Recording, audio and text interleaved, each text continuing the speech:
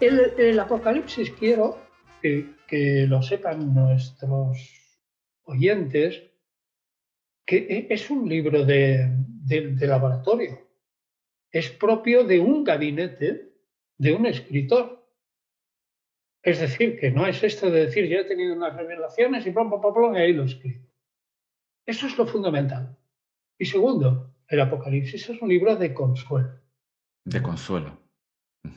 Y tercero, es un libro en el que profetiza, en mi opinión, como lo explico en el libro, dando vueltas y vueltas, probablemente 3 vueltas a lo mismo, pero con diferentes enfoques, lo que va a ocurrir pronto. Sí. Y él dice 2 tiempos y medio tiempo, algo así, 2 años y medio, algo así, ¿no? Lo que va a ocurrir pronto. Él estaba convencido de que el imperio se derrumbaría. Sí. Una de las cosas que faltan y no está descrito es cómo el Nerón redivivo, es decir, que él lo acepta como que Nerón de algún modo o no murió del todo, o si murió, resucitó como un personaje un tanto raro, se fue a Persia y como el imperio le había obligado a suicidarse, Ajá. pues entonces él volvería para castigar el imperio. Y eso es un mito recurrente, pero eso no está estrictamente en el Apocalipsis, Ya, sino que ya. se da por supuesto, Ya, ¿no? ya, ya, ya, ya, ya. Entonces eso yo digo que ahí le falta alguna pieza y en el capítulo 21, cuando habla de que aquí no entre ningún idólatra ni no sé cuánto y tal, pero ¿cómo? Si ya ha terminado todo y estamos en la Jerusalén celeste. Eso es una pieza que se ha colocado ahí y que pertenece evidentemente antes. O Sí, sea sí, que sí. entre lo que falta de lo que tendría que ser la última batalla del caballero sobre el caballo blanco, se pinta mínimamente. Ujú. Vamos, es un versículo o dos, ¿no? Y entonces eso podría estar más desarrollado, más la parte de Nerón, más la caída de Jerusalén, perdón, de Jerusalén, de Roma, De Roma, sí. todo eso un poco más desarrollado, pero no lo desarrolla. En ese sentido, le falta en un último repaso. Y una pregunta. Sí, No, no, tú hablas de un libro de consuelo, pero claro, una vez que las profecías de la revelación no se cumplen y la Iglesia decide utilizar el libro, ¿no?, para unirlo a los 4 evangelios canónicos, ¿no?, tendrá otra función que no sea el consuelo. A lo mejor realmente el Apocalipsis lo que intenta crear en la mente de quien lo lee es una especie de mente proclive a desarrollar dentro de uno mismo esa propia revelación. ¿tú No sé, crees? yo creo que, la verdad, no sé A si la lo creo o verdad, no. La verdad es que supongo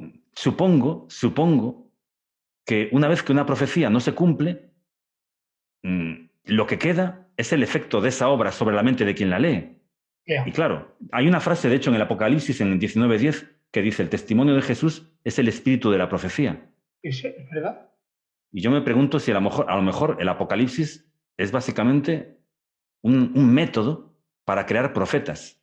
No, pero vamos a ver. Si tú lees el Apocalipsis, ¿no crees que debes confesar que el autor está totalmente convencido de que el fin del mundo es inmediato y que aquellos que están perseguidos moralmente porque los asesinatos, cuando se cree que se compone el Apocalipsis por toda esa lista de emperadores, Ujú. pues resulta que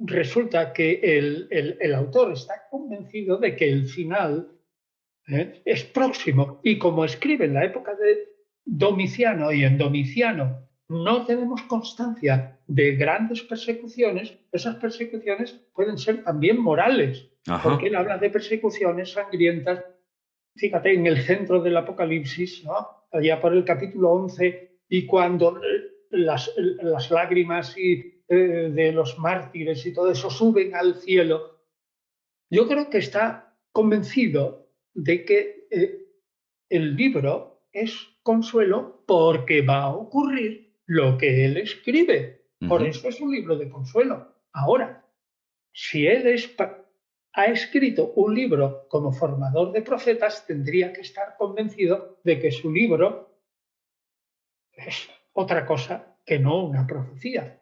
Entonces, estaría convencido él mismo de que su libro sería una profecía fallida. Eso es imposible. Es imposible. O Vale, sea, vale. me parece que eso es absolutamente imposible. Vale, Lo vale. que pasa es que aquellos que introdujeron el Apocalipsis dentro del canon, que no sabemos por qué, hay teorías para todo, ¿eh? Hay Sí. teorías como que el Apocalipsis, en la época de inicios del canon, que lo ponen muy al principio, pongamos a finales del siglo I, inicios del siglo II, se creía que se iba a cumplir todavía.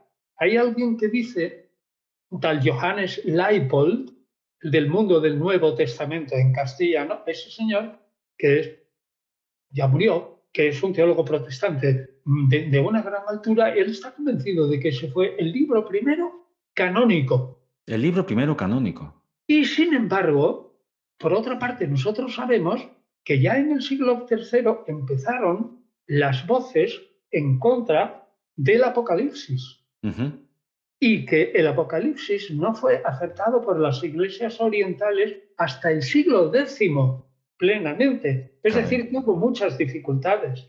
Pues sí. Lo que ocurrió es, como no sabemos nada de la historia del canon, como en realidad no sabemos casi nada de los orígenes del cristianismo y hablamos de hipótesis, conjeturas, análisis y más conjeturas, pues resulta que yo creo que inmediatamente que resultó y se vio que era una profecía fallida, ya no había vuelta atrás